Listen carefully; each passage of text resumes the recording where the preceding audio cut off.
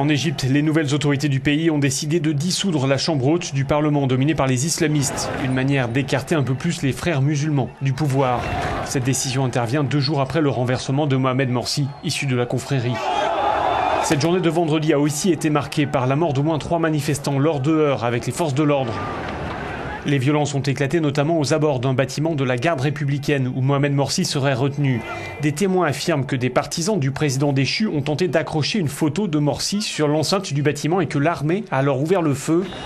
Côté militaire, on assure n'avoir tiré que des balles à blanc et des gaz lacrymogènes. Les supporters de Mohamed Morsi ont appelé cette journée le vendredi du refus. Refus de baisser les bras, refus d'accepter ce qu'ils appellent un coup d'État. Ils mettent en avant la légitimité de Mohamed Morsi, élu démocratiquement il y a 1 an.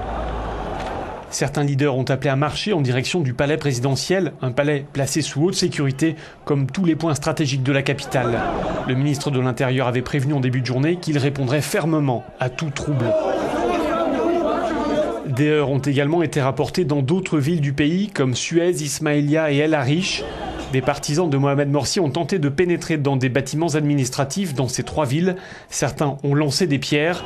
Les militaires ont riposté par des tirs en l'air et en lançant des gaz lacrymogènes dans la foule.